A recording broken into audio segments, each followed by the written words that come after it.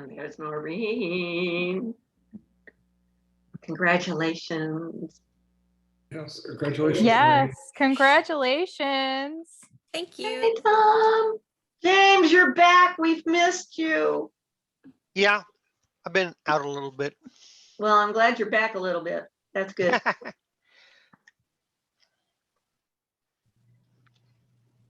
Hey, BB. What do we got, 9? I think BB's frozen. Oh, there she is. There she is. Hey. We got Tom. Life is good here. All right, all right, all right. I think I'm gonna go ahead and kick it off. We got a lot going today. So if that's good for you. All right. Hello, everyone. Welcome to April. And we are so lucky to have today's author. I'm gonna let Kelly Manfredini introduce her and everything, but I've got a list of questions of things I want to ask her about self-publishing 101, and so we'll get to that in just a bit. Have a little bit of business we need to take care of. First off, you are going to get some emails and newsletters from us regarding how we communicate with you. We really want to become a more dynamic chapter and have more things going on for our members and our friends. The best way we can start off with having that kind of something that really is of value to you is how we communicate with you. So we are switching up a little bit our communication style with you. Kelly Manfredini, our vice president, has spearheaded this and set it up. So Kelly, if you wouldn't mind, do a little explaining about what's coming up with our newsletter and our mailing list. So instead of now receiving emails directly from Kathy or Fran, you will be receiving emails from our domain, from our website domain, through MailerLite. So MailerLite is an email management system. And so this way we will be able to send you, well, first of all, it allows us to organize our membership appropriately so that we know who's paid members, who's not paid members. We want to have a way to capture your information if you want to know just about events and meetings. So this way you'll be receiving information from us on a more regular basis and in a more organized basis, and we'll be able to have a lot more flexibility and fun things we can do through the MailerLite that we can't just do through a regular Gmail or an AOL or just basic email. So we're coming into the 21st century and using an automated email system. And so this way you'll also have more control over what information you receive from us. If you don't want to hear from us, that's totally cool. We want to abide by that. So you can just say, no, I don't want it. But if you do want it, all you have to do is sign up. You should be receiving something in an email from Fran soon, and it'll have a unique link for you to click. All you have to do is put in your information. We are not sharing your information with anybody. It is kept just for us and for our purposes. You'll be giving us your email, your name, and just letting us know if you're a reader, a writer, published author. That way we can better have an idea of what our membership is made out of so that we can provide you with programming that's appropriate and interesting to you. So that's that. And in this setup, you will be giving us permission to communicate with you. And there will be a section for members only. And then like when we send out general meeting announcements, even to newspapers and stuff to let them know what we're doing. So there's going to be 2 different things you can sign up for, members only or general notifications. So, but we need your permission so that we can communicate with you and you're happy people and not bugged by us. Okay, the next thing that I want to real quick cover is our speaker for next month. It's going to be Anna Castle.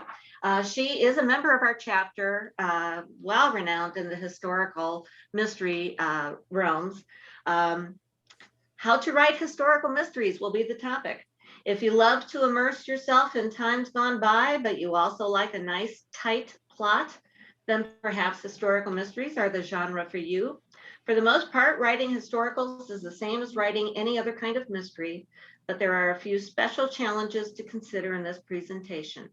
We'll talk about choosing your time and place, the crucial foundation for your series, how much research is enough, how do you share all the cool stuff you've learned, are the people of the past really just like us?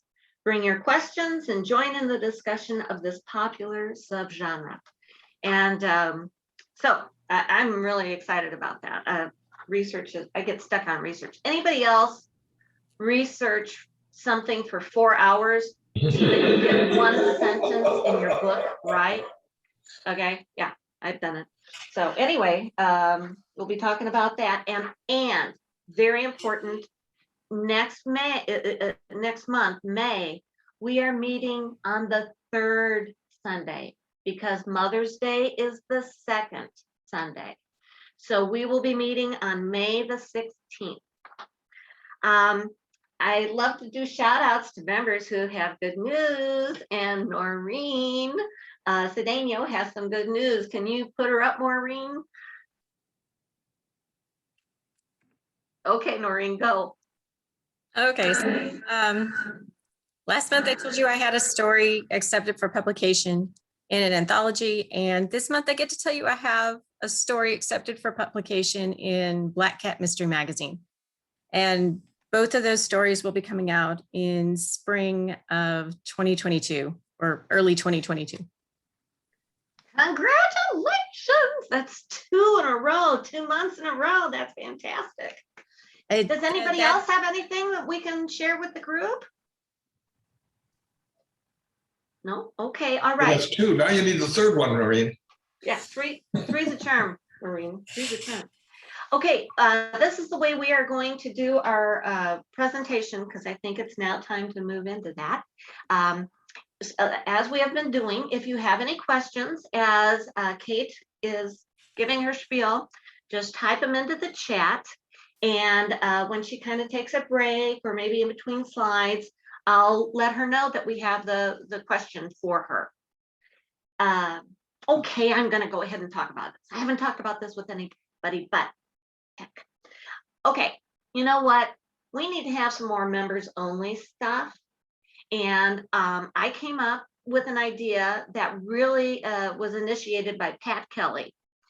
And that is, we have a lot of questions about marketing in our group, launching books or whatever.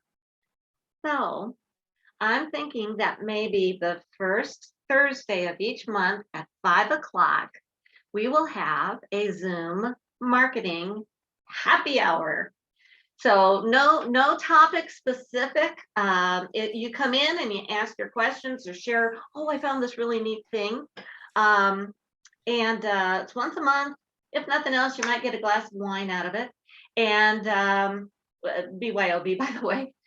So anyway, members only though. That way we can kind of make sure that we're really reaching out to our very, very wonderful members who have been supporting us through a really rough year. So, okay, having that been said, Kelly Manfredini, take it away and tell us all about Kate. All right, so I met Kate a few years ago. We became pretty good friends and did co-writing, or not co-writing, but co-working space writing together. And she writes under a couple of names. One of them is Kate Bray, as you can see on the screen. She also writes under Kate Lawley. I've read her series, Vegan Vampire series, and it's awesome. But she's been doing this for a while, y'all. She knows what she's doing. She's got this down pat. She knows all of the things that you need to know just to get started. And hopefully she'll be able to share some really good information for those of you who haven't yet taken the plunge into publishing land, or if you have, but you may be wondering if there's better ways to do things. I think she'll be really good at giving a heads up. So, Kate. Cool. So I think you guys have some people in the waiting room. Sorry, I wasn't sure if I was allowed to admit them, even though I am technically the co-host, because I'm super fancy. I'm apparently co-hosting. Awesome. Thanks, whoever did that. So my understanding, Kathy told me right before we started that you guys might be more interested in marketing, and this presentation isn't really focused on that. So it is very basic, and I am happy to whiz through it because I know several of you are already self-publishing, so you can probably talk amongst yourselves, especially in this really cool marketing meeting that is like it's going to happen every month. But you guys can kind of talk amongst yourselves for maybe some of the more basic stuff. So I will whiz through this and do it kind of fast so that we can talk about what you guys, I think, really want to talk about, which is marketing. And I'm always, always happy to talk about marketing. I'm in fact so happy to talk about marketing that I'm like, am I eligible to join your group so that I can come to your happy hour? That sounds We're fabulous. cheap. We're really cheap. It's not expensive at all. Please. I might even Yes. float you some bucks if that means you would come and join. No, I would love that. I love to talk about marketing stuff. It's one of my favorite things to talk about, actually. All right. So I do have a presentation. And like I said, I'm going to try and whiz through it. So let's see what we got here. All right.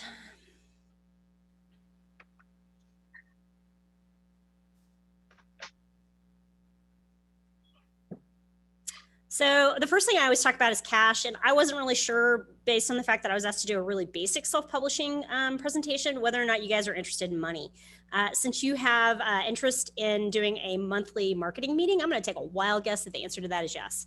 But I'm working on the assumption in everything that I'm saying here that you are interested in making money with your books. If you're not, that is absolutely the right answer for you. There is no wrong answer to that. But the way I will be giving this presentation is with the assumption that you do want to make money.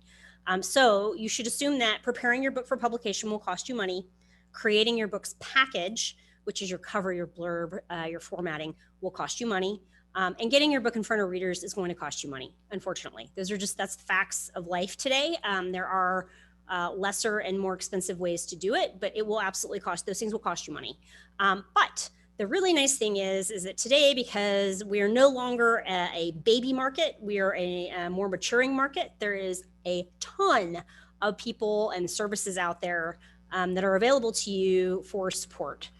So there are lots of cover artists. There are lots of people formatting. There's an awesome formatting program you can buy. There's all sorts of stuff out there. So it's a more competitive market for not just us trying to get our book seen, but also, which is the bad side, but also for all of the support services to make our books happen. So that's the good news. So the logistics of self-publishing, I've broken it down into 4 parts: the book, which is the manuscript; the package, which is the book cover, the blurb, the formatting, and clicking publish, and then selling it, which is, how do I get seen? It sounds like you guys are really interested in 4. So once again, I'm gonna whiz through these. Well, that's who I know about. I mean, there may be folks who really are in this so don't be an F1 driver. We're cool. Okay, and of course, anyone who has questions, definitely ask. Questions are good. Okay, so as far as the book is concerned, you've got the story, right? The actual story. What can you do to make your story better? You can join critique groups. I'm personally not a fan of this because I'm a full-time author, and I find critique groups quite time-consuming. But I know tons of people who use them effectively and who enjoy them and who have used them to make their books better. So you do you. You got to find the thing that works for you. So critique groups are one way to improve your story. Developmental or story editing. I don't get developmental edits. I get story edits. I consider them a story edit because they're a little lighter. I don't do deep developmental edits on my stories. Did you talk about the difference between those two? Yeah, a developmental edit is basically they're going to go in and they're going to look at your character development, your voice, the tone, the arcs for all of your characters, your series arc, right? They're going to look at all of the parts, what I consider the big picture parts of your book, right? Everything that makes it a good story, the pacing, all of that. So frequently when you get a developmental edit, you'll end up with inline comments in your document in a stack of notes, right? Maybe 10 pages. When I get a story edit, I typically get global notes that are like yay long in an email and inline comments. So it's like, hey, here's some things I noticed throughout the story that are problematic, and then I marked them. Your pacing is problematic here. Your character, come on now, really, you know, were you thinking that was a good choice? You know, that kind of a thing. And then I'll just go in as I'm doing my edit pass and I'll fix all that. As opposed to like a developmental edit where they're really tearing it apart. They may be like, get rid of the entire first, you know, half and do the whatever. So it's really just how in-depth it is. And you will find different definitions for all of this. Editing is really funny. It's one of those things where it's hard for everyone to agree on what's what. But broad developmental is always going to be broad. Alpha and beta readers, your alpha reader is the person who's reading it first for you. Some people skip this entirely. Beta reader is, again, different people have different definitions for this, but these are people who are reading it and it may have already had your revisions and maybe it hasn't gone to copy editing and proofing yet. And they're looking at it and saying, yeah, this is engaging for me as a reader, you know, answering questions that you might have about it. So it's kind of like a really, really, really late story edit from a reader standpoint, not an editor. Again, lots of different definitions of what a beta reader is, but that's sort of. So these are some different, well, I'm gonna have to move you guys so that I can see the rest of my slide. Yeah, so these are some different things that you can do to improve your actual story in the broad sense. Now, improving your language, line editing is the broad version of language editing. Copy editing is gonna be more, are your commas all in the right place?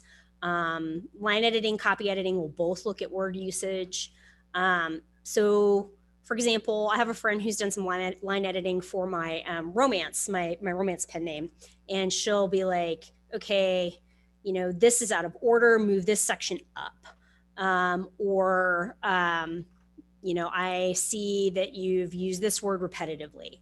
My copy edit is going to be more like hardcore proofing. You know, I may have like 10 copy edits on a page. So it could be, again, it could be a word usage. It could be a missed word. It could be an incorrect preposition, something like that. And then proof is going to be, your book's basically done. You need someone to look through it to make sure there are no typos. That should be a very light hand. So if you are getting nothing but a proof done, you better hope that you are a savvy writer and you are making yourself very clear in your writing, because your proofer is not going to fix that stuff. Your proofer is just going to say you missed a word and you missed a comma. I do oops proofs just because I have a fan base. And so I know there are people who are happy to get my books early or who are just happy to read it as soon as it drops. And they'll be like, hey, Kate, you missed like, you know, there's these 4 things in your book, you know, of is missing on this page. Whatever, just little tiny things that I'll go and I'll fix right away. So it's not just, it's going to show up in the pre-order copy, but it's not going to show up in anything else. As far as your series, now some editors will do a, basically if you have an outline for your book, they will review the outline. So kind of like a developmental edit, but just for the outline. And some editors will do that for the actual series. So if you give them a series arc and how it all ties together, they will look at that. So these are some different ways that you can improve or be thinking about the quality of your actual manuscript. Are there any questions on that? Well, there's a comment from Anna Castle, who is going to be our speaker next month. Anna, before you got clicked on, I already told them what you were going to be talking about. Her comment is, betas are enough for experienced writers, but newer ones can usually benefit from deeper critiques, either a group, slow but thorough and free, or a content developmental editor. So she just thought that might be something of interest. And to reiterate that, can I say that I will sometimes do a developmental like story edit on a first in series book. And then I won't for any of the other books in the series. Because again, I mean, I don't know how many books I've written, you know, I've written a bunch of books, and I'm not saying that they can't all be improved by developmental edit, they can, but I also have a production schedule to keep. And this is also my living. So I have to balance other things besides, you know, this is the best possible book that I could ever possibly write, you know. Well, we're never gonna create that. Number one, I have a big belief that 80% is good enough, because that last 20% you will literally spend 2 years on. So 80% is good enough, and that 80% will be better with each iteration. So I'm a big fan of that, number one. But 2, I feel like that's the biggest growth. if I can take that first in series book and have it developmentally edited, or like Anna's saying, even get, a handful of beta readers or critique groups to look at it, whatever, get a more in-depth look at that, then my later in series books I'm less concerned about, because I have been writing a lot of books. My very first 3 books had pretty extensive editing. So I think that's a really important point to make. Depending on where you are in your journey will really determine how much editing you need. Really? Okay. So I broke the package up into a few different pieces. I just gave a whole presentation on cover. So really, it's hard to say much in a brief amount of time. So know your genre, know your subgenre, and know your niche, because people who are reading those things, they know those covers. And if yours looks not like that, they're not going to know that's what it is. So do your cover research to ID the appropriate elements and composition that signals those to your reader, right? So for example, I write paranormal cozies. They're frequently a nighttime scene with a moon, with a person, right? And there's some element of witchiness. So that's quite common. And I know those are the genre elements. And so you put those on the cover. So know what your genre elements are. And in order to know what your genre elements are, you're going to have to do research. And in order to do research, you're going to have to really know your genre well to make sure that you are categorizing your book in the right genre. So doing that over in Amazon, looking through all the Amazon covers and especially under your specific genre. Yeah, if we have time at the end, I don't mind to yank like 2 or 3 slides from my previous presentation and show you guys how I do that if there's interest. So you guys can let me know at the end of the presentation. Because I have it literally broken out how I do that. So for your blurb, research your genre for length and trends, know and incorporate the conflict. Sorry, I'm a terrible, like I don't ever see my own errors. This is why everything I have gets proofed, and this did not get proofed. And know and incorporate the conflict and tropes, and write it in your author voice. So for example, I think historically they were always written in third person. That's no longer true.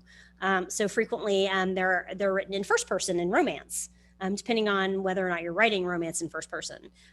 So know the trend. Used to be, didn't matter whether you wrote it in first person or third person or whatever, it was always written in third person, the blurb. So just know what the trends are, know what readers are looking to expect. And again, know what the major conflicts are in your story. That sounds really simple, but I frequently will read blurbs and it's a synopsis. And I'm like, no. Pro tip, your blurb is ad copy intended to sell your book. It is not a synopsis. If I can read that and it's basically like, this is what happens in my book, that's usually going to be a really terrible blurb. So, it's not a synopsis. It's absolutely what you are. Okay, so if you have a reader who absolutely loves hockey romance, I love hockey romance, then, I'm going to look for a fit guy on the cover who's got a hockey stick. Those are my genre elements for cover, right? And if I don't see that, I'm like, that's not sports romance. I don't want that. And then I'm also going to read the blurb and be like, is the sport involved? Like, I'm reading sports romance for a reason. I don't want this to be some tangential, non-existent thing. Like, is the sport involved, right? And is there some kind of will he, will she, won't she happening? So what's the romantic conflict? Because I'm reading romance. I want romantic conflict, right? And then there are certain tropes that I really, really enjoy in romance and certain tropes that really turn me off. And so I'm like, okay, there's that trope I love. Boom, bye, right? Define trope. So really easy for romance. So for romance, it's going to be, secret baby, enemies to lovers, like all that kind of stuff, right? For cozy mystery, which I don't read or write traditional mysteries. So for cozy mystery, it's going to be the baker is, the MC, right? It's going to be the small town setting, right? It's going to be, even sometimes the method of murder can fall under those tropes, right? So it's those little things that people are looking for and are accustomed to seeing in your genre.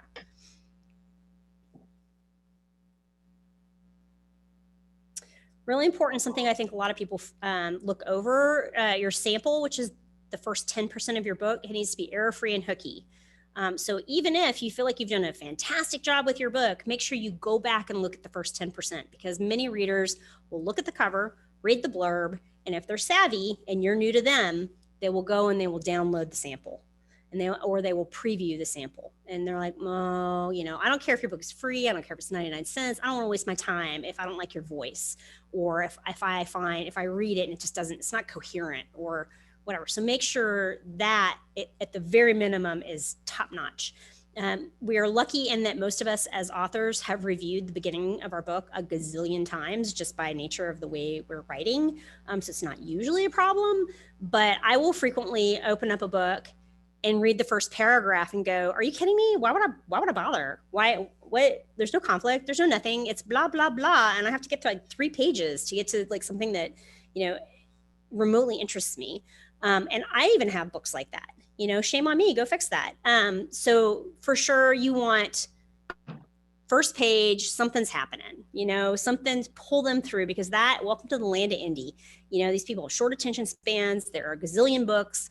And people who read the sample will actually care about that. I think I have one more.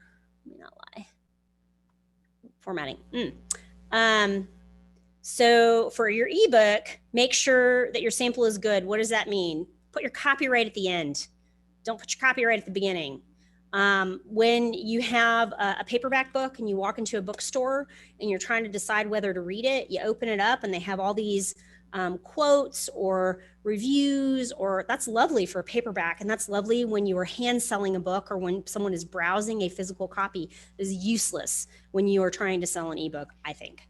You will find people who disagree with me, but the majority of people will agree with me. You want to get to that sample as quickly as possible. So you do not want to include that kind of stuff in your ebook. You do not want to put your copyright at the beginning, stick it at the end.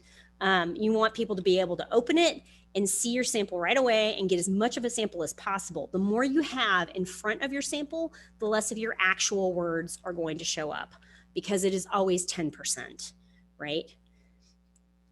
Print's different. All right. Just a few formatting tips for those of you who really are new to indie stuff. I have a Mac that I've always been a PC person, always. And it got to the point where my backlist was big enough and I got tired of paying someone to do my formatting for me. I bought a Mac specifically to buy Vellum. And the beauty of Vellum is that back matter, if you want to sell books, back matter is so important. I cannot emphasize how important back matter is. It is updated, and that as you produce more books, you are updating the back matter of your previous books. It's very time consuming once you have more than a handful of books. It is much less time consuming if you have Vellum. So having a tool like Vellum is super handy. Now, if you're a hardcore PC user, or you're just like, no, I don't want to buy software for that, there are some free tools. Drafted Digital has one, Reedsy has one. I'm not going to talk about them. Just know you can Google that and go find them. And then there are some services that I've listed here. Atticus is not yet available. There is so much buzz in the land of indie authors about Atticus that I felt the need to include it. I know nothing about it other than it's coming and everyone's talking about it. Author EMS is a service. Free to Write is actually my old admin who lives in Austin. She's not my admin any longer, but she does do formatting. She uses Vellum to do the formatting. And this BBE Books Thailand, I mean, anytime people talk about this stuff in forums, they're all, Paul's great. And then they give this website. So this dude does apparently very good formatting. Secondhand information, but there are a lot of recommendations for him. And he's affordable. Quick question, does Reedsy do formatting? They have a formatting tool much like Drafted Digital's does. So it's a free tool. So you have to, you have to have a login. I don't even want to go into it because quite honestly, I don't use it. So I don't want to tell you something that's wrong. But you can go and check it out. It is free. And I know that people have used it. I have also heard people say that Drafted Digital's is easier and better. So just depends on what you're looking for, but they are both free. Okay, so these are ebook formatters. Do any of the 4 in purple, do any of the 4 in purple also do paperback? All of these do. Vellum does print. Drafted Digital will give you a print version. I assume Reedsy does. I don't know that. And yes, absolutely. If you are paying someone to do formatting for you, they are absolutely able to do ebook and print. I do not know of anyone who takes money for that who would not be able to do both. Thank you. Oh, All right. Pushing publish. First thing you need to decide before you ever publish is whether you're going to be in Kindle Unlimited, which is Amazon exclusive, or whether you're going to be what's known as wide, meaning on all the retailers. And for KU, you're going to get paid by page reads. So it's a fraction of a cent per page. There is so much chitter chatter about this. You can find blog posts on whether it's a good idea or a bad idea, but just the general idea is KU, you get paid. Someone can buy your book and you would get your royalties just like you normally would. They can borrow your book. You get paid only what they read. And it is a fraction of a cent. So I always get paid more because I write short books. I always get paid more when someone buys my books. A borrow and a buy will boost your visibility equally, theoretically. We don't know that because nobody has that information. Amazon doesn't share it, but we think that is true. And that is helpful for people who are new authors. It's hard to be seen. And so many people will go into KU because it's an easier way to be seen. I'm not going to say it's easy to be seen anywhere, not in KU, not wide. It's easy to get lost. There are a lot of books. Wide includes Kobo, Barnes & Noble, Apple Books, Google Play, libraries, and many other smaller retailers. Drafted Digital, who I mentioned previously, is having a formatting tool. They are what is known as an aggregator. And you can put all of your information, upload your book, your cover, all that stuff, and then they will disseminate it then to Kobo, Barnes & Noble, Apple, not Google Play, libraries, and other small retailers. Okay, so that's what an aggregator does. Drafted Digital and Smashwords will both do that. They take a percentage of your sales to do that. So because this is what I do for a living and because I have a significant number of sales on those non-Amazon platforms, I choose to go what's called direct, meaning I create an account at each of those places and I upload directly to them. Used to be problematic for Apple because they wanted you to have some type of Apple product to do that. That is no longer true. So they've now made it easier for non-Apple owners to upload.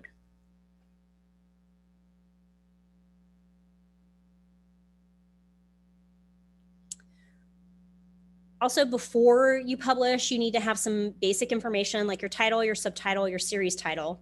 It's basic, it's really important. I definitely have some products floating around that are harmed by not great titling or not great subtitling or not great series titling. All of those things should be indicators of your genre and they should be hooky. My Vegan Vamp series, one of the reasons that it does okay is because it's hooky, right? Vegan Vamp, oh, that's interesting, right? My actual series title is Vegan Vamp Mysteries. I had, what was it called? It's currently my Fairmont Finds Canine Cozy Mysteries. Those do okay too. I can't even remember what the old titles were very bad and the covers were not as good as they could have been. And so I changed them all and then magically my sales were better. Now I advertised and did all the stuff, but I was advertising and doing all the stuff before and it wasn't working. So know that it is important. Your title is important, your subtitle is important, your series title, all important, and should absolutely, and as I say here, all of those things combined with your blurb and your cover should shout loud and clear, this is a culinary cozy mystery. This is a supernatural suspense. This is a spy thriller. This is an international thriller. This is a whatever your subgenre is, it should shout those things, right?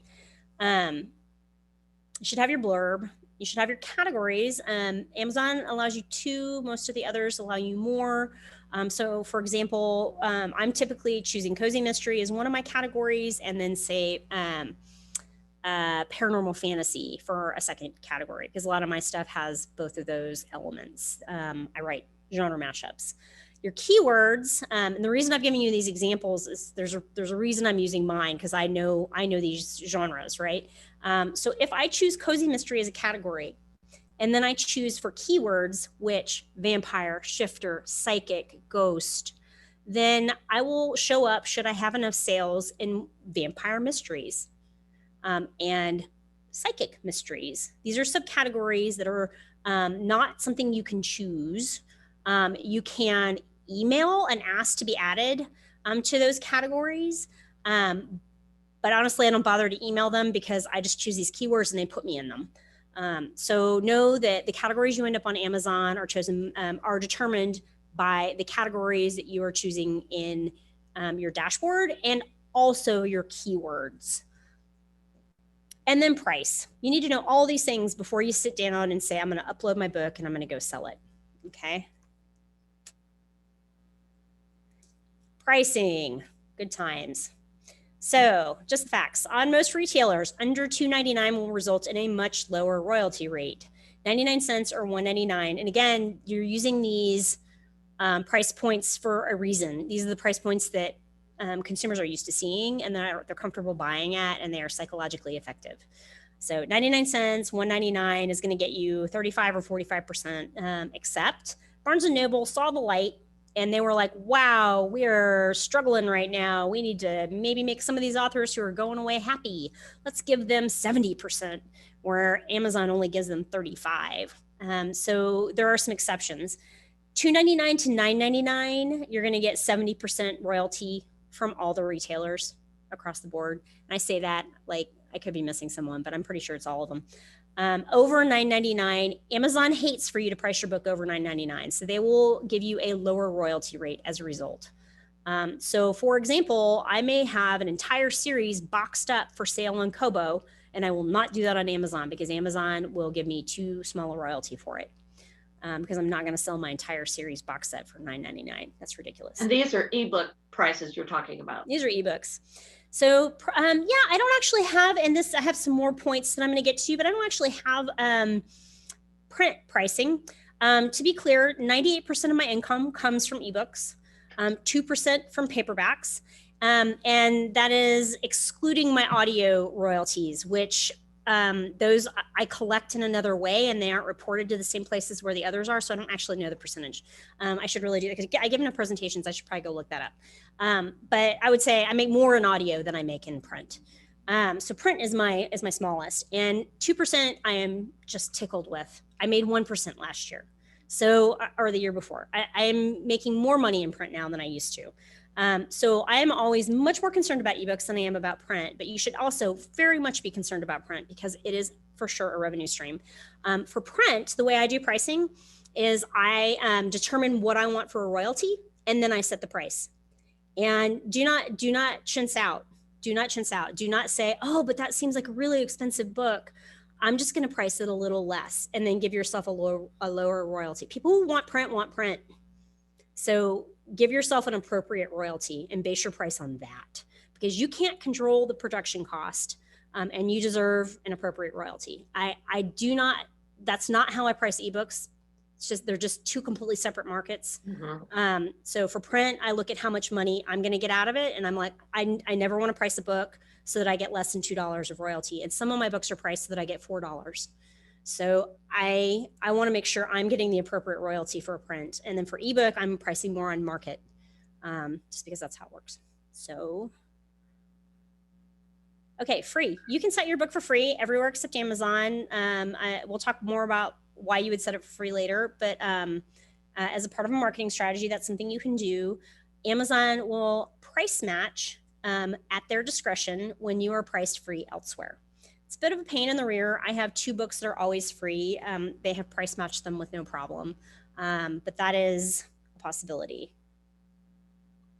How should you price? So here's kind of my attitude about most things. I mean, do some research, you know, don't just be like, I'm randomly going to do this thing because I want to, and I think it's a thing that I should do. I mean, go do some research.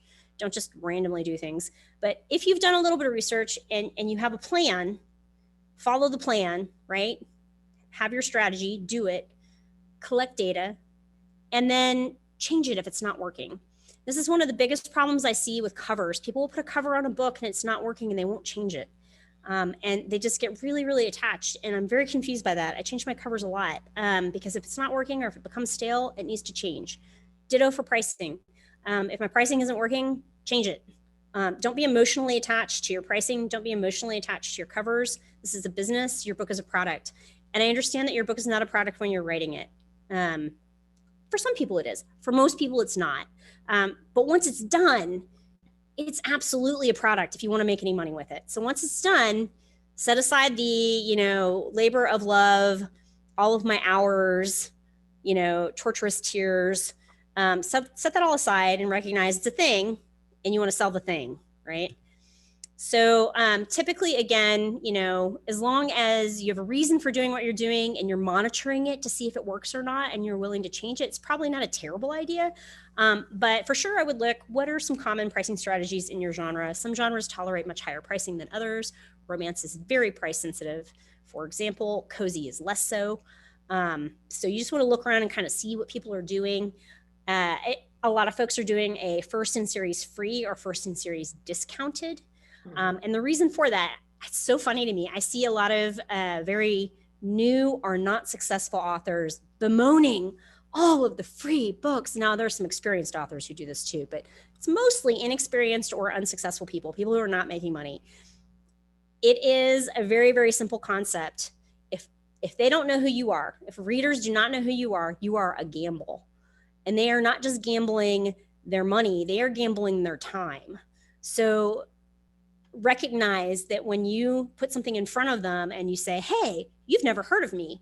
I write this thing that you might like, why don't you pay a bunch of money for it and invest your time? That's a hard sell for a lot of folks. So it's a much easier sell to say, I'm not going to ask you to invest much money. I'm just going to ask you to invest the time to check me out. And it's what's called a loss leader. So you're not looking to make money on that book. You're looking to make money on all the other books in your catalog. I have what's called a reader's journey, which is, where do I want the person to go next? If you're reading Adventures of a Vegan Vamp, which is my Vegan Vamp book 1, I want you to go to book 2, then to book 3, then to book 4. When you get to the end, I will tell you there is a pre-order book, but then I will also send you to another series, right? I'll be like, oh, here's this other series. It's my next closest series. And I will be like, check out this other series by Kate that's a paranormal cozy mystery, right? I think I send people to Death Retired. I don't know. I have a spreadsheet.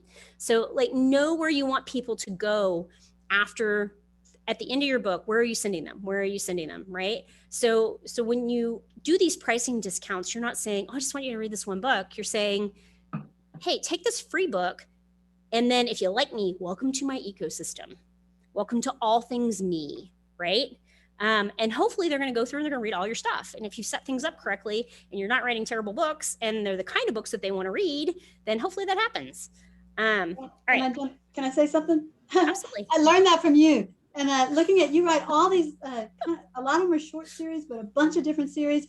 And in some presentation you gave sometime or other through Idaho Writers Group, you showed us this chart where you these guys go here and these guys go there. And I have mostly 2 main series, but another series that's growing and another series that's dead.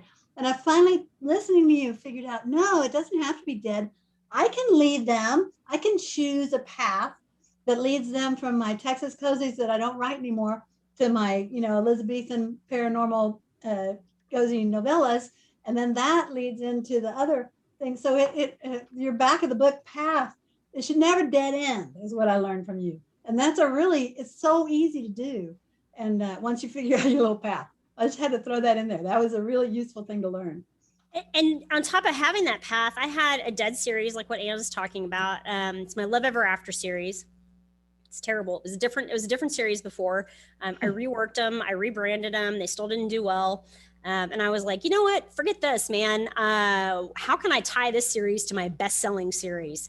So now I have a crossover between Vegan Vamp and that series because the world building within it did not conflict. I did not build them intentionally in the same worlds. They just did not directly conflict. And so I made them into the same world. And so I said in book 6, I think for Vegan Vamp, I made a side character, actually the 3rd book main character who was a side character in the first 2 books. She got written in and she was a big part of the story. So I see when people hit the end of 6 for Vegan Vamp, I see people going over and buying the collection for Love Ever After. And that was before I did that was kind of a dead series. So not only can you direct them with your back matter, you can also build in crossover and ties. Now with my pen name for my romance pen name, I am intentionally creating all that. I'm being much more intentional with it because I'm like, okay, everything needs to be in one of 2 worlds and they all need to tie because I want someone to read one thing and then want to read all the things, right? It's just easier. It's marketing is so much easier when you do that. Hey, thanks, Kate. Let's move on. Staggered pricing through the series is another option, 99 cents to $2.99 to $3.99. I don't like that personally, but it works really, really well for some people. So that's another pricing option. Additional formats. Ebook is where I make most of my money. It's where most fiction indies make a bulk of their income. If you're not writing fiction, that's not necessarily true. And I just heard Joanna Penn say she makes like 10% of her income on Amazon, something ridiculously small. And I was just like, oh my gosh, to be you. Oh, wow. She's just diversified so much. So good for her. I mean, a lot of it's still ebooks, but she's just so diversified, and that's just so much more of a stable income. So yay. But the reality is most of us make most of our money on ebooks. Print. You can choose to print your books through print on demand on CreateSpace, or sorry, KDP Print. Here's what I would say to that. Always do it. But caveat, they have an extended distribution and I choose not to do that. So I actually have competing copies on Amazon. I have an Amazon copy and I have a non-Amazon copy, because the other choice that I choose, Ingram Spark, is another choice. And that's going to get you in a lot more places than Amazon's extended distribution will. And even more importantly, it'll get you into libraries. And even more importantly, to someone like me, it gets you more money. Amazon's extended distribution royalty is ridiculously low. So ideally, you have a print copy on Amazon that you've created through Amazon, and you're getting a nice fat royalty on that. And then you've chosen not to do extended distribution, and you were going through Ingram Spark. I use Draft2Digital because I have such a large catalog and I manage so much of my stuff myself that I wanted an easy solution. And Draft2Digital is an easier solution that gets you to all the same places as Ingram Spark. They take a cut. And where I choose not to use them for ebooks because I don't want them taking that cut, I let them take the cut on the print books because I just don't want the hassle. So, and the difference between uploading an ebook on, say, Kobo or Google Play and updating a print book on Ingram Spark is vast. The dashboard for Ingram Spark is a relatively big hurdle for a lot of people. There's also some costs involved, which, you know, probably if you sell any print copies, probably works out to be just fine. Go ahead and pay Ingram Spark, but it's the time that is problematic for me. If you want to do large print, you need to do Ingram Spark. Amazon has large print. Who buys large print primarily? Libraries. Libraries do not typically buy from Amazon. Same for hardcover. I actually randomly, I don't know if you can see this. This is an Amazon hardcover. I'm in their print beta, right? So I now have hardcover through Amazon. Whoop-de-woo, who's going to buy that? I mean, library's not going to buy that, right? Library's going to buy from Ingram Spark. They're going to buy from, or not even maybe Ingram Spark. They have very particular places they buy, and it's not Amazon. A real quick comment from Kelly Manfredini, and Ingram will penalize you for small mistakes in formatting. Yeah, so for example, what she's talking about is, say you find there's a typo and you want to go and upload a new version, that costs you money. Every time you upload a new version, costs you money. So you want to make sure that you put the final version up. So what some people do is they'll put their Amazon version up so that it's available right away. And then they'll wait, say 2 weeks, 4 weeks, and let their handful of hardcore fangirls, fanboys say, hey, did you notice there's a typo and blah, blah, blah, or did you notice blah, blah, blah? And then they'll go in and fix that, because I'm sorry, you can have 4 proofs. There's still gonna be some random typo in there. It just always is. So they'll then make those changes and then upload to Ingram Spark. So there's a delay. And then there's the people who just really have all their ducks lined up in a row and have everything done 6 months in advance. And those people are lovely, and a lot of them make a lot of money, and that is just not me. I'm never going to be that organized. So yay for them, but that's not me. All right. And then audio. I am currently working very hard to exploit all of my audio rights. I did not focus enough on this previously, and I'm very sad that I did not. So I am working on this right now. I do think it's a really important market. It's a growing market. But anyways, audio. You can go through ACX, which is an Amazon company. You can go through Findaway, which is like a Draft2Digital for audio. It's an aggregator, and they help with production. So they'll match you with the narrator, and the narrator will upload the stuff, and then they distribute it to all these places. So I can tell you that through Findaway, which is who I use for my audio production now, and also where I upload my non-exclusive Amazon or ACX audio, that I just recently got a deal. I got one of their little like merchandising deal things. I made like $1,600 on this really old audio that makes me no money anymore. And I was like, I'm not sad about that. Money, yay, right? So being exclusive to Audible is really advantageous for some people. It is not for someone like me. I don't just drop an audiobook and miraculously have lots of audio sales. I have to work for my visibility and my sales on audio, just like I do on my ebooks and my print, which means I need control, and they will not give you control. Audible, ACX, no control. Hard to change your covers, hard to change your blurb. You have no control over pricing, and that's just not acceptable for someone like me. Now, if I was a huge name and I could just literally drop an audio and make a bunch of money, it'd probably be great because there's a higher percentage if you're exclusive with them. So it depends on your situation. You can also direct upload to Audible and Kobo. I choose not to do that for various reasons. You can also sell direct. BookFunnel has an option in beta, if you're familiar with BookFunnel. I currently use their non-beta option, just their available to everyone option, to generate. So I've got a short story there, and I use that as my cookie or my funnel for my audio newsletter list. And if you didn't understand any of that, don't worry about it. We can talk about it at the end because that's a little more advanced. Translations, that is 100% advanced. I don't even do translations. I have a girlfriend. She is a full-time author. She hasn't written a book in 3 years. The reason she's still able to be full-time is because she does audio. She takes every single thing that she makes and she just stretches it as much as she can stretch it. So she'll do audio. She'll do a German translation. She's looking at other language translations now. So for sure, translations, thumbs up. That's on my list of things to do as soon as I get caught up in my audio catalogs. It's probably like another year or two away from me. All right, selling. So the very basics. I was talking earlier about your author ecosystem. So I think a bunch of you guys have books, right? You know it's hard. You get lost, right? Visibility is what we're all looking for. The eyes on your book are hard to get. So once you've got them, do not lose them, right? How do you do that? You make them happy with a satisfying read, which means your book is decent, right? And I'm one of those people, I'm happy to talk about business stuff. I will not talk about craft. And I've gotten to the point now where I have fans. I mean, I have a solid fan base. I have people who love my book. I have people who will read my books like 5 times. And I still am not like, oh, I'm this wonderful craft person and I can tell you how to write a good book. I can't tell you how to write a good book. That's not my thing, right? I mean, I struggle with that myself. I'm always trying to learn new things and make my books better. And so you got to figure out how to do that yourself. There are lots of craft workshops out there, but minimally, right? Minimally, you have to meet reader expectation. And that means writing an on-genre book. It means not lying to them about what's inside the cover, right?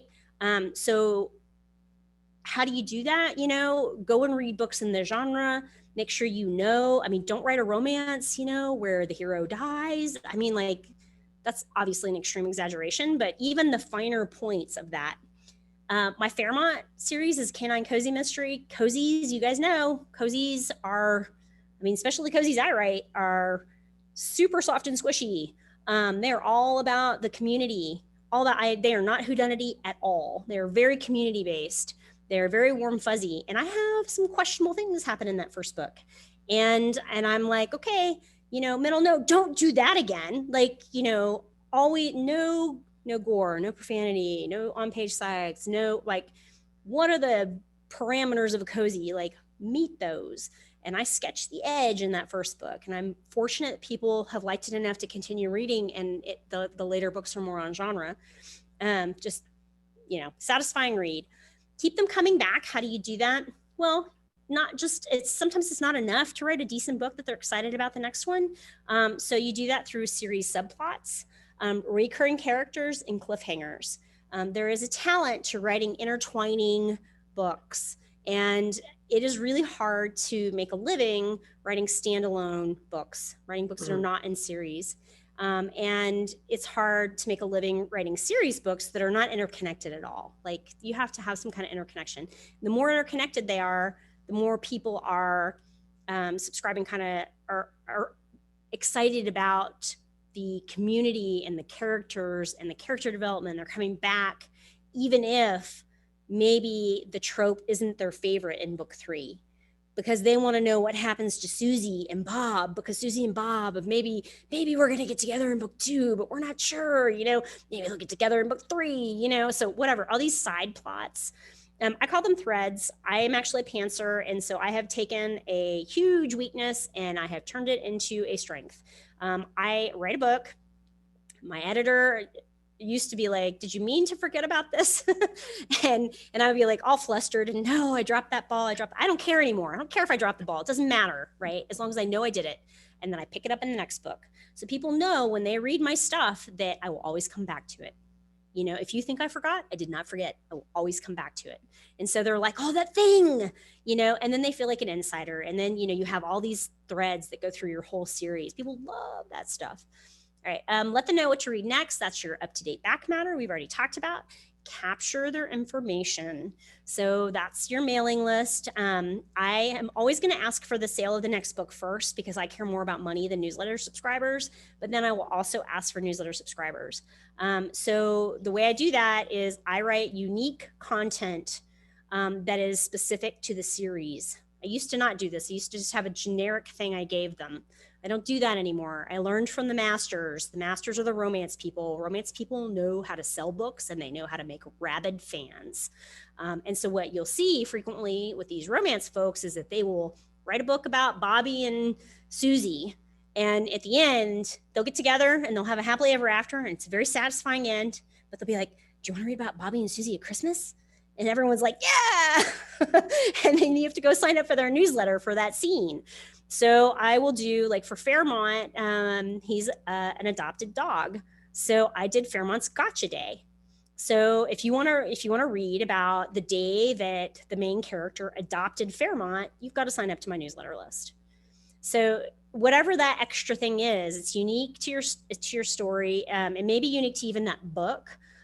For my Death Retired series, the sidekick is a possessed bobcat. And I wrote the story of how he became possessed. And it's not a cozy story. He dies, the dude dies, and it's very sad. And I cried when I wrote it. And I put in the back, I cried when I wrote this, beware, and people just were like, yes, sign up for the newsletter. And I'm all like, okay, I warned you, it's very sad. And they just signed up. They were like, we want it. We want to know how Clarence became, a possessed bobcat. It's like, okay.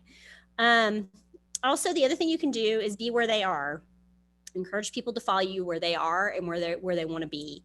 So if people love to live on Goodreads, which I hate, okay, you can follow me on Goodreads. I absolutely have a profile there. My books are there. You can follow me there.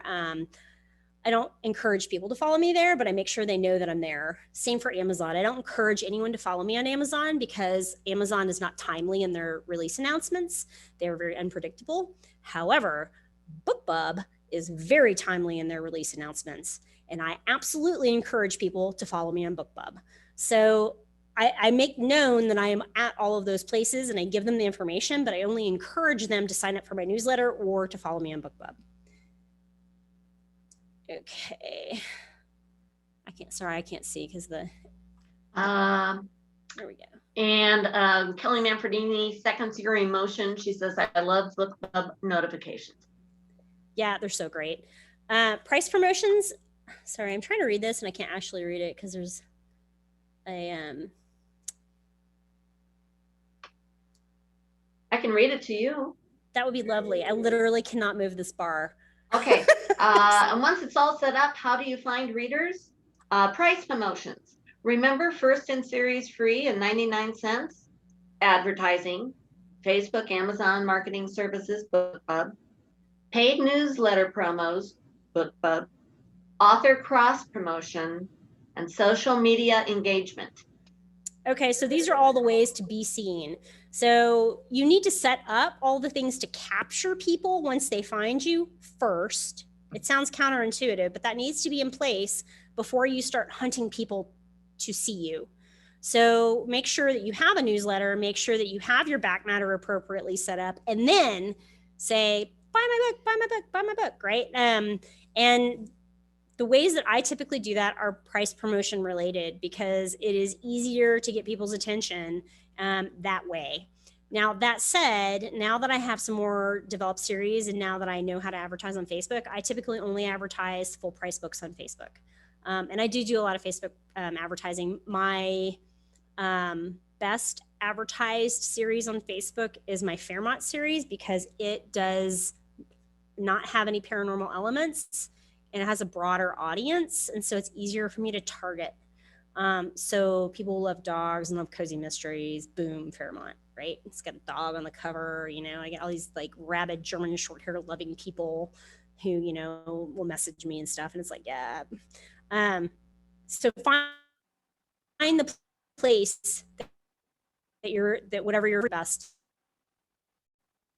For example, at Fairmont, but I know that Death Retired doesn't do that on Facebook, you know, so I don't advertise it there. What is author cross You promotion? guys.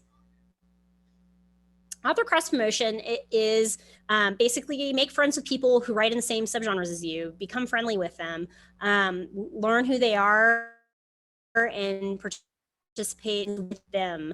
You can do that through BookFunnel, and that's in a very hands-off, you don't have to know them way. I actually do it with people who write paranormal cozies, even though I usually only promote wide authors. I'll put my KU friends in my newsletter. My newsletter's like, it's not huge, but it's like 8,000 or 9,000 people. So they get a nice little bang, you know, when I put their book in my newsletter. So you can do newsletter swaps. I don't ever do swaps. It's just my weird thing, but I will feature people in my newsletter. That's one way you can get together. There's so many ways that people do it now that are so clever. There are some people who have created book clubs. 12 authors get together and they all have massive newsletters, of course. And, you know, they'll pick one of the 12 of them to feature each month for a year. And so you have to at least send out one newsletter, you know, each month. And then if you're one of those 12, and then you feature that book from that author, right? So then you get the power of 12 newsletter lists. So they'll do things like that. And again, BookFunnel is a service. There are services for this. Book Sweeps will do this, which is Ryan Z.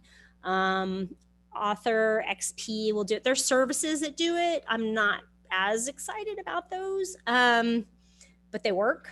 And if you don't know people, then it's a really good way to do it. Do you have any questions on any of that? Apparently not. You had asked Kathy about launches. Do you guys want me to talk about that? Sure. That's a yes? Okay. I see nodding heads. So I'm really bad at launches, so I'll disclose that first. I rarely will make a big fuss over a book one. I will wait until I have more books to promote. Now that I have an existing like newsletter list and people who like my stuff already, I've experimented with some fun stuff.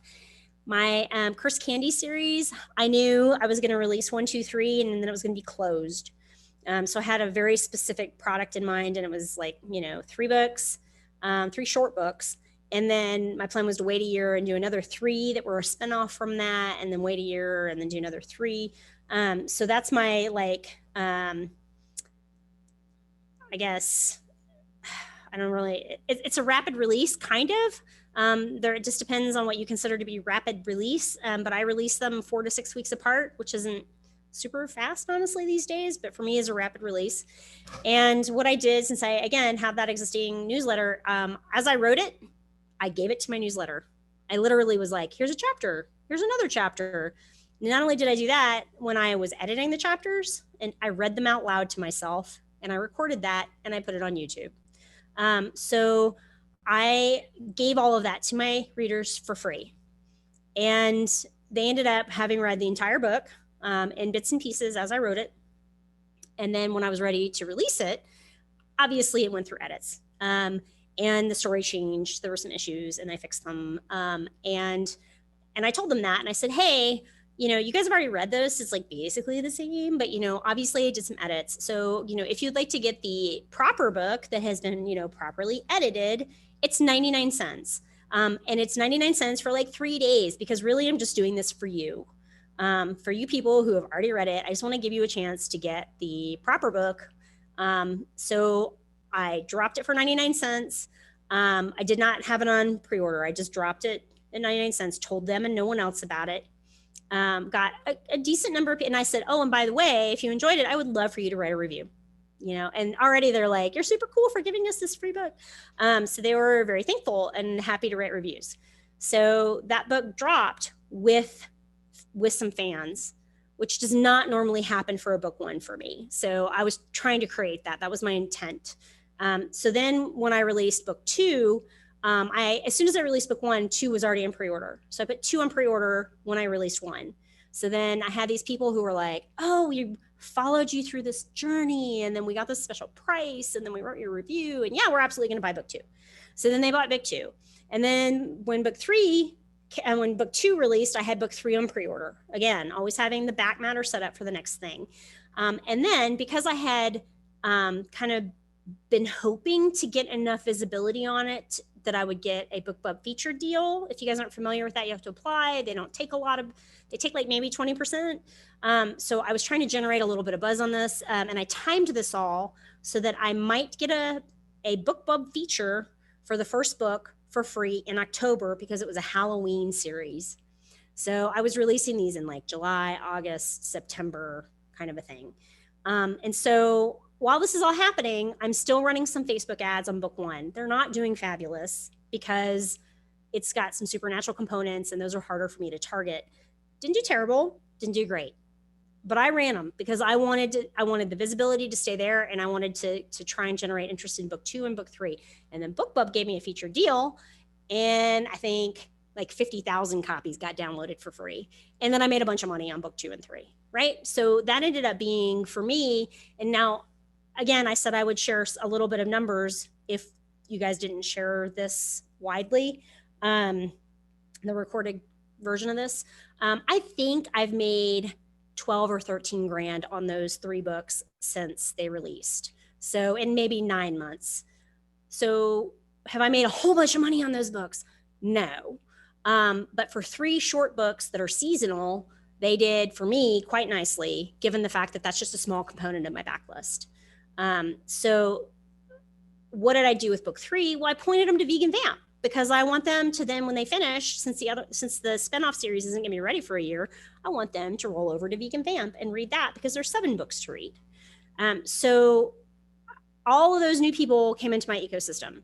And because that book did so well, I went ahead and changed the cover, and now BookBub's taking it again, except instead of taking it in their supernatural suspense category, they're taking it in their straight cozy category, which are completely different readers. So all of this happened because I got a little bit ahead of steam on it from the very beginning. And I've also seen something interesting. Amazon likes to play with the pricing on that book, which they don't normally do on my other books. So they frequently will mess with my print pricing, don't care. But they've tweaked, they've given me a Prime deal on it. They've tweaked the pricing a little on it. It's like hit their algorithms in some weird way that they are fiddling with it. So it has continued even without advertising to make just a little bit of money. So I would say that probably was a successful experiment for me for a launch. Now, again, I'm a person who makes my money on my backlist. I don't make my money on my front list. So there are people who make, drop a book and make 10 grand in the first week. I mean, good for them. That's not me. So I'm always looking at how can I bring people into the ecosystem and how can I get them to buy all the things, because I make my money on all the things. I don't make my money on my newest release. Okay. Let's go to the person who has just finished their draft. They've gone through the editing. They've gone through beta readers. They may or may not have it at a copy editor right now.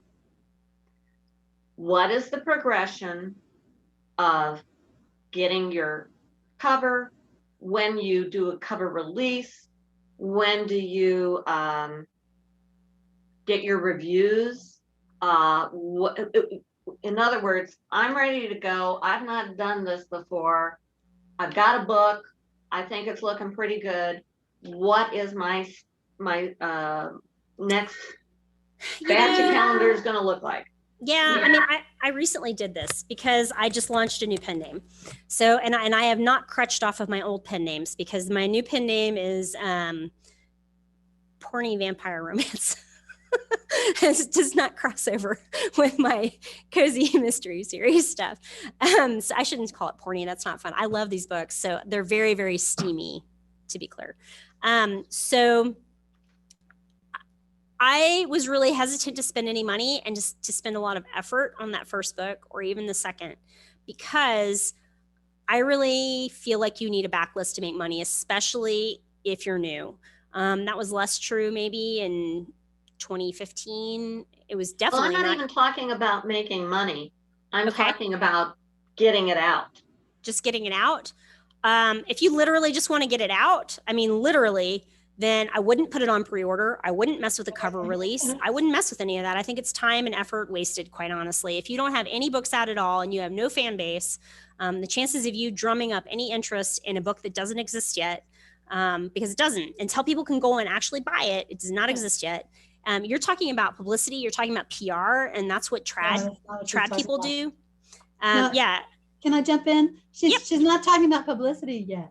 I think she's talking about how do you organize the steps before launch day? What do you do? Right. So for me, I start by booking my copy editor because she's so popular. I have to book her 3 months out, and then cover design. So it's like once you've got your book. She started way down the line for me. It's like once I send books to beta, that's when I book.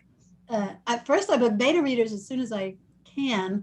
And then once it goes to them, I'm not saying it clearly. How do you organize yourself in order to launch a book? So she's not actually talking about. So you're still publishing. talking about before the book is a finished product, Yeah. like how do you get to the finished product? So if you want Yeah. to collect like cover quotes from other authors or do that. reviews, I don't do any of or that. what all, arcs.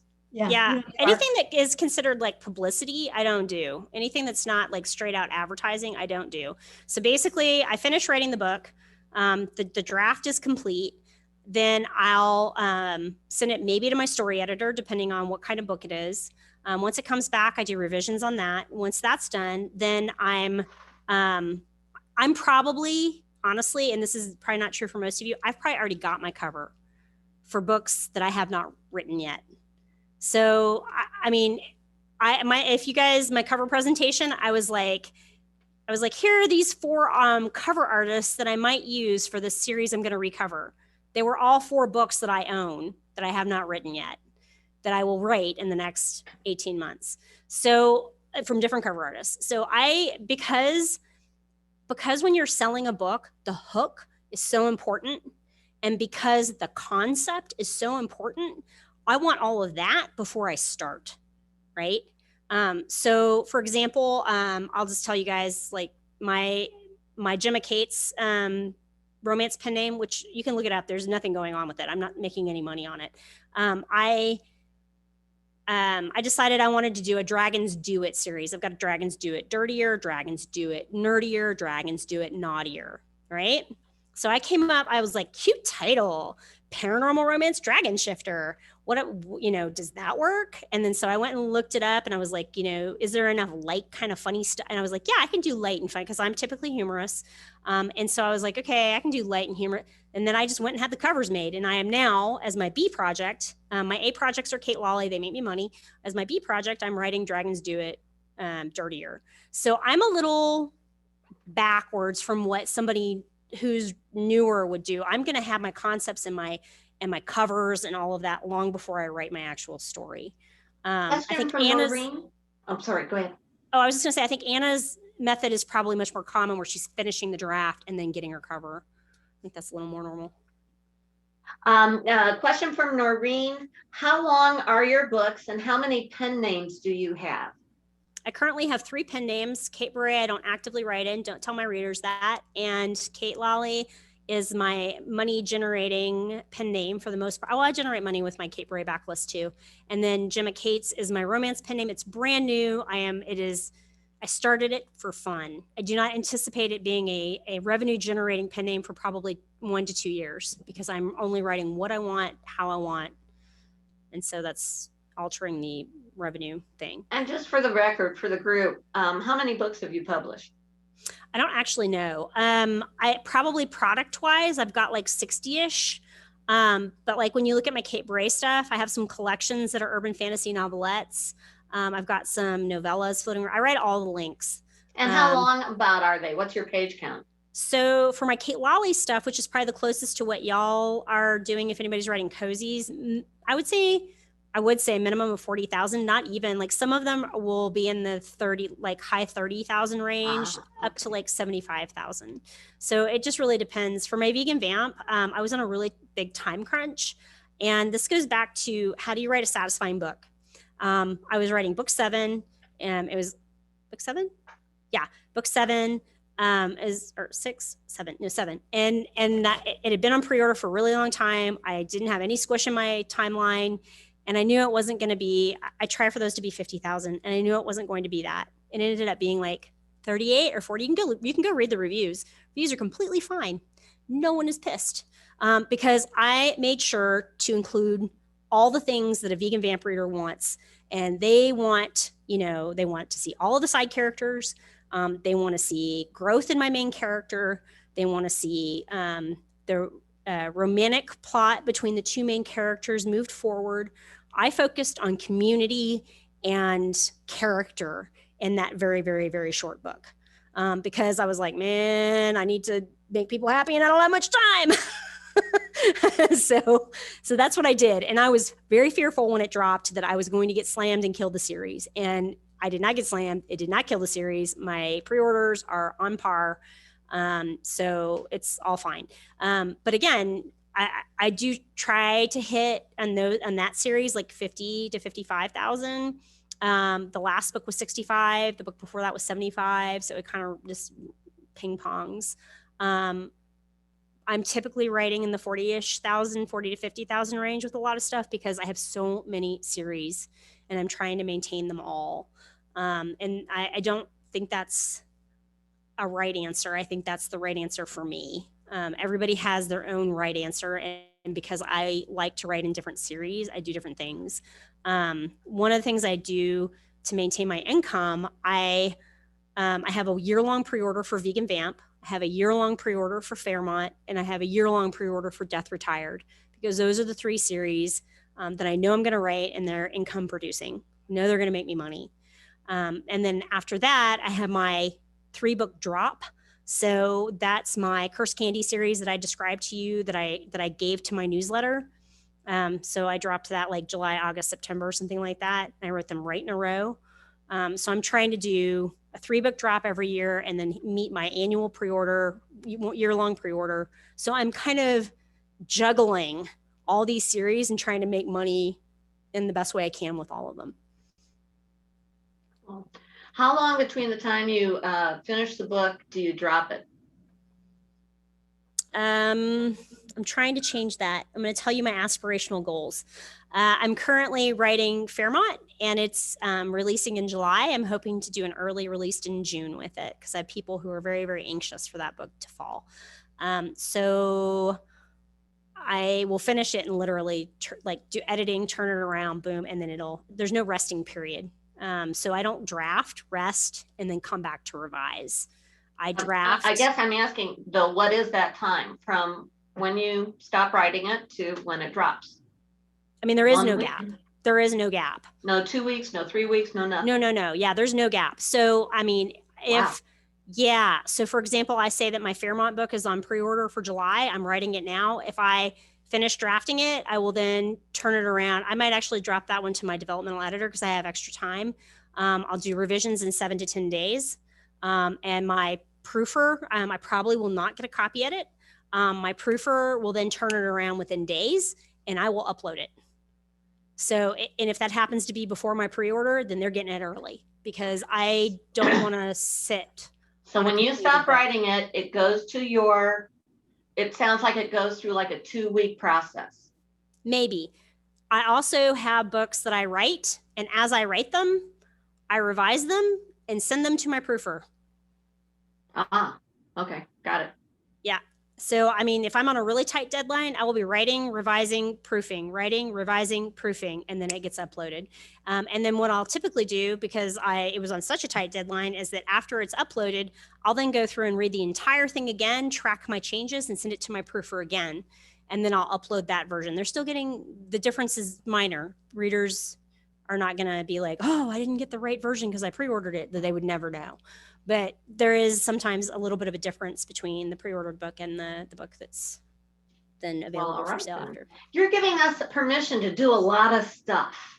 Got to do what works for you. If you need to sit on that book and let it rest because that makes it more palatable for you to edit it, then do that. For sure. I mean, you got to do what works for you. This is my living. And I know the way that I have set out my schedule, I'm like, okay, I know I have a release in July. So, I mean, like a release for me is a big chunk of change. So I have a baseline of income that I kind of make all the time just because I have a big backlist. And then I have spikes on top of that. So I want to even those out. And you guys aren't worried about that. I mean, most of y'all are probably not even concerned about that. So this is a real good question from Anna. So you don't do ARCs at all? Can you count on your fans to give you early reviews? So I used to do ARCs, and I'm not saying they're not valuable. They are. I can't be bothered. I've been really fortunate that I do tend to get a lot of reviews. And when I started writing this romance pen name, I was like, I have no reviews. Nobody loves me.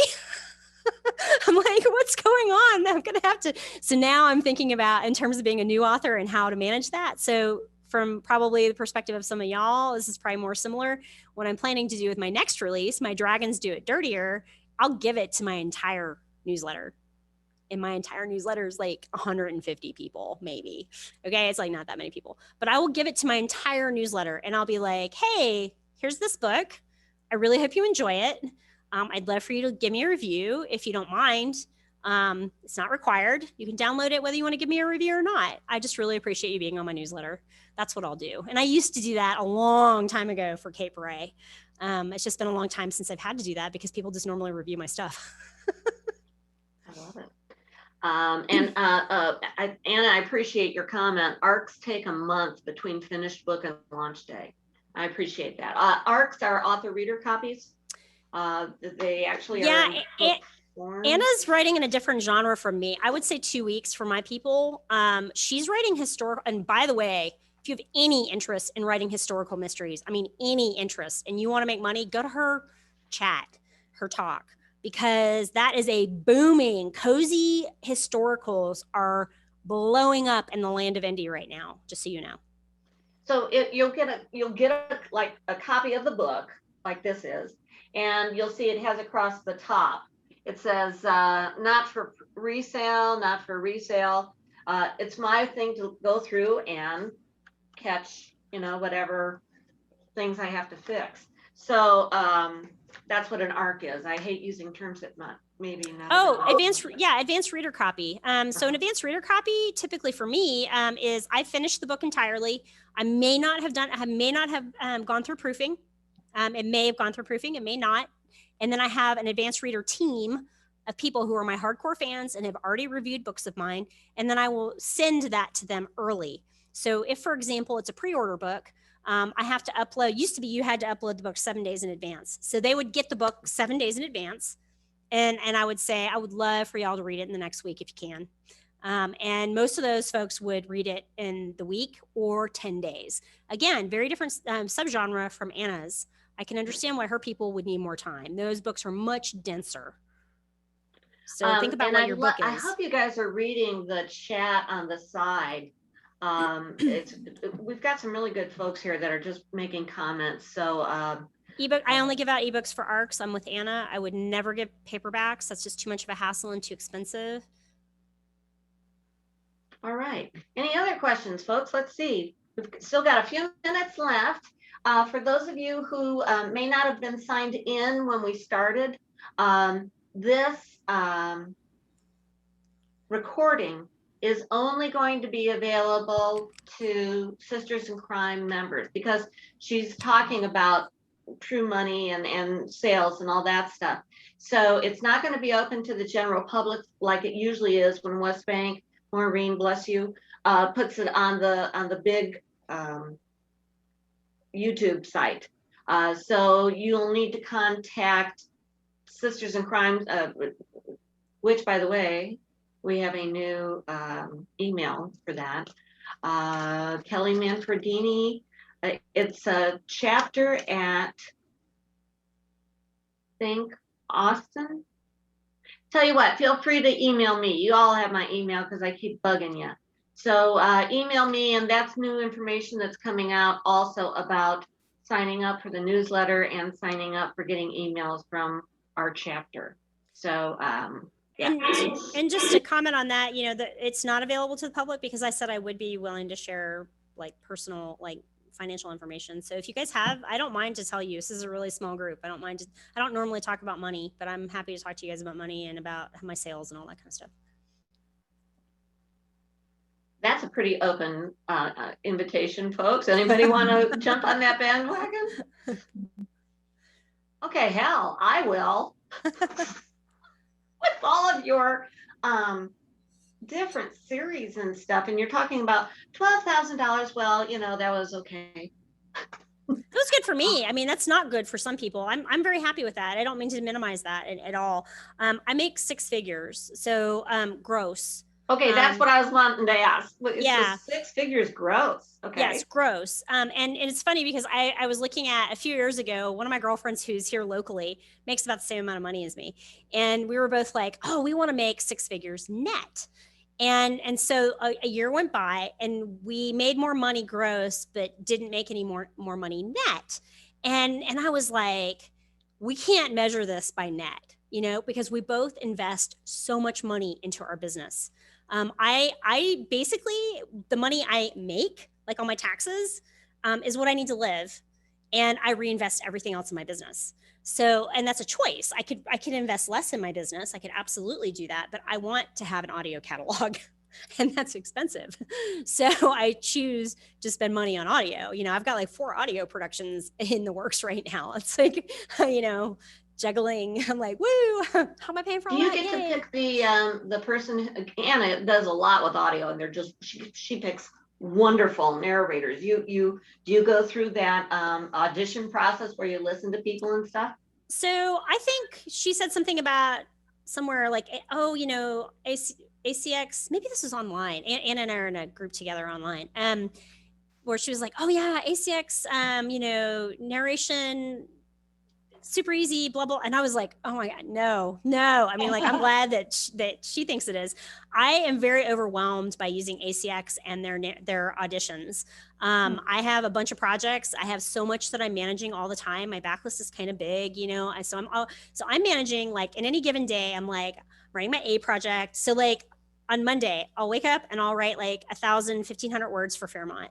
And then I'll like go through and check my Facebook ads, and then I'll check my AMS ads, and then I'll go check my BookBub ads. And then I'll be like, oh, now I get to write on my other project. And then I'll write on my other project. And then I'll be like, oh, now I have to go check on all this audio garbage, So I'm like juggling all these things. So basically I'm using Findaway because Findaway will take what you want and then give you a narrow list. So ACX, you put out an open call, and then you get all these auditions. So I got so frustrated with ACX that I started shopping for who I wanted, like just kind of looking around and listening to people's samples. And then I would reach out to them and I would be like, will you do this audio for me? And they would be like, yay or nay. And if they said yes, I would open the project and accept only their audition, because I was just so overwhelmed. Anna? If I can jump in, ACX, it is a lot of auditions. And I spent like for each, but I don't jump around as much. I have exactly two narrators at a time, and I'm only doing one book at a time, and there's months between them. But so for the new one that I just auditioned in January, I got a couple of dozen because I'm paying a good hourly rate. But a bunch of them you could eliminate in a second. You listen to like 5 words, and I'm going, this guy is obviously from India. How is he going to play Francis Bacon? Or, something like that. The timbre is wrong. you narrow it down. You can also narrow it down by their little bio. So I will, if these guys don't have a nice bio and a web page that tells you who they are, they're not very professional. But either way. So I mean, I Find a Way probably does that winnowing for you.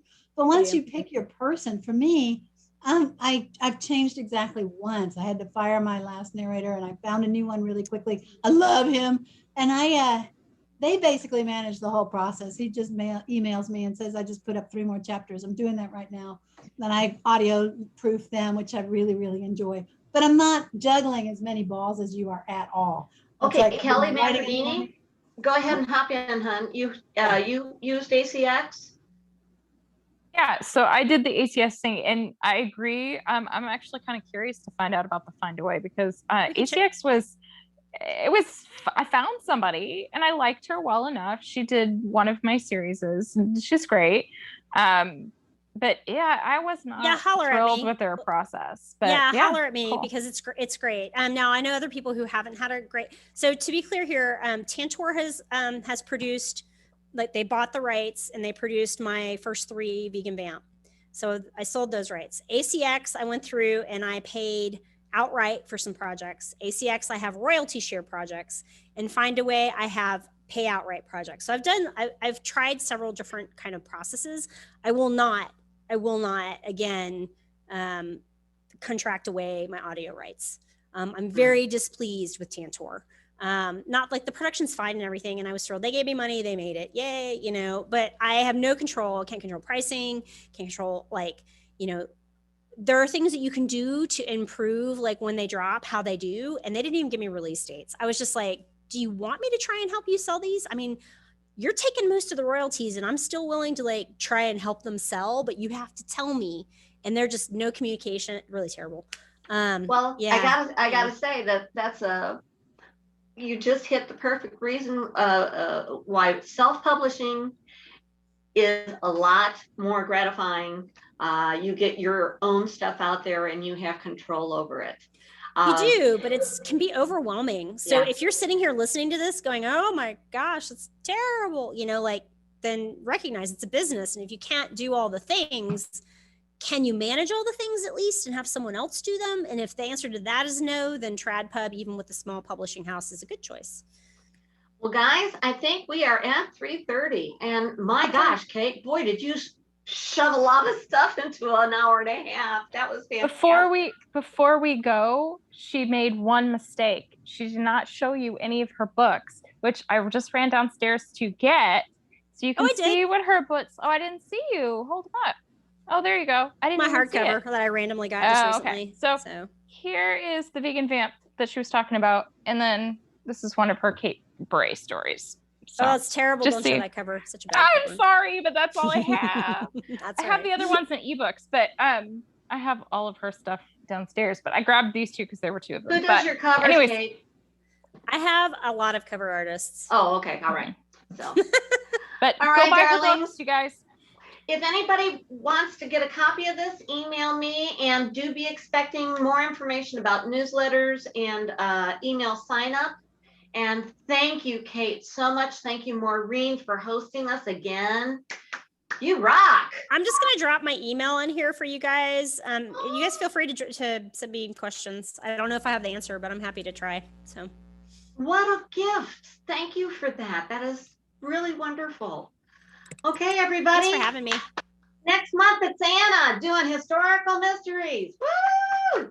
See you on the 16th. It's the 3rd Sunday.